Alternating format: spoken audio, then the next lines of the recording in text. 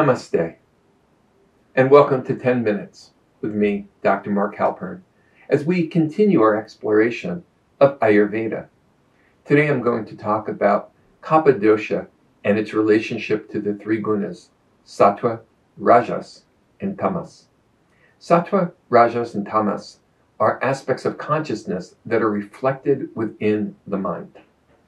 Now, we have a mind that is sometimes calm, sometimes turbulent, and sometimes we don't see what's right in front of us. And this is really a reflection of the three gunas. So, Sattva is clarity and purity, and it allows us to see things clearly. And when we do, we express our highest nature. Rajas is turbulence. And where there's turbulence, the truth becomes distorted, and we get caught up in the dramas of life. And this is disturbing to our bodies and disturbing to our minds. And tamas is ignorance or a lack of awareness. This is where we sometimes can't see what's right in front of us because we're just not ready to see it sometimes.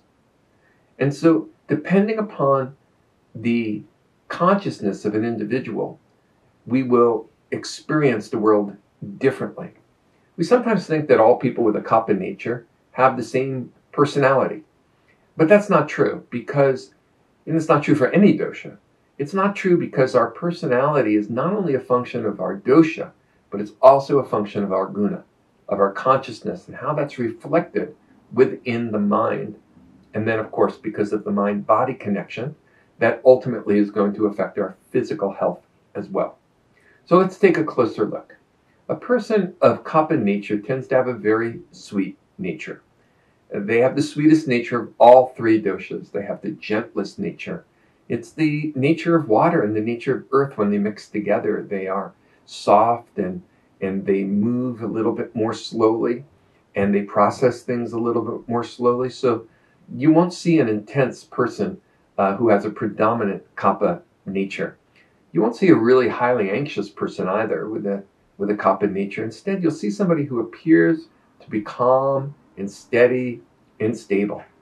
Now, inside, sometimes there's more going on, but this is what we see when we see these individuals. They appear to be more quiet and more calm.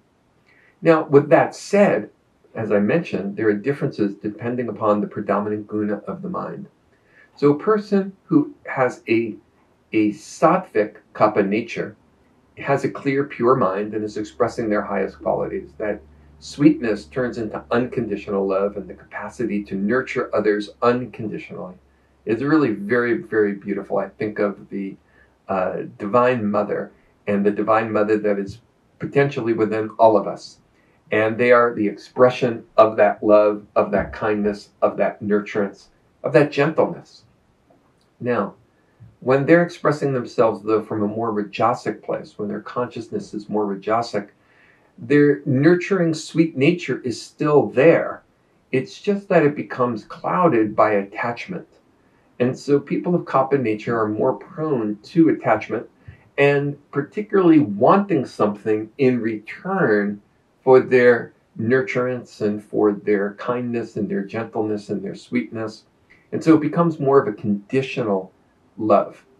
And with that personality, sometimes not only is there an attachment, I want something in return for it, but sometimes what they want in return, and this goes into the broader personality, starts to take on physical attributes. And so there could be a tendency to accumulate things that become emotionally important to a rajasic Kapha individual. So they start to accumulate things that have memories and deeper meaning for them, and they attach, there's that word, they attach deeper meaning to things. And so their emotions get caught up in that. And there may be more melancholy that becomes associated with that, and maybe some sadness from time to time when they're missing people or when they're missing things that they're very attached to.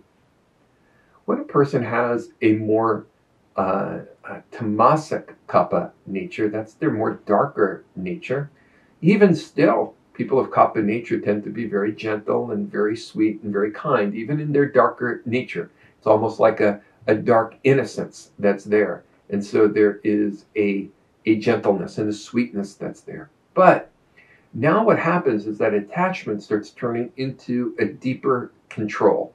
And a person of Kapha nature starts having more serious control issues. So while on the outside they appear to be very kind and very gentle, they're now very much manipulating the world around them through their gentleness, through those attachments that they have to being kind and to being nice. They want something in return, but now those strings that are attached become very strong. And so they become more manipulative behind the scenes. And they may even quietly threaten, and I don't mean threaten in the more aggressive way, but quietly threaten to withdraw their love, to withdraw their attachment in a more, what you could say is passive aggressive nature. And it's the kind of aggressiveness that actually doesn't look like aggression at all. It's simply the withdrawal of love. It's the withdrawal of love. And it's used as a manipulative tool. And that's what happens with an individual with a Tamasa Kapha nature. So on the one hand, we have a very manipulative individual who is, using love and kindness as a tool, as a weapon. And on the other hand, we have an unconditionally loving human being with a wide open heart, with such gentleness and nurturing and compassion for the world around them. And they're both individuals of Kapha nature. So how we are depends upon the predominant guna within our minds. And that guna is determined at the moment of conception. And we then work on that through the rest of our life, and we try to move ultimately from tamas toward rajas and rajas toward sattva, so that we can manifest our highest capabilities. We can do that work in this world, and that's the real work of our lifetime, is to be able to do that work. That's what it means to grow and to evolve as a loving, kind human being, and to move toward our highest spiritual nature, and to ultimately, from an Ayurvedic and yogic perspective, to become self-realized.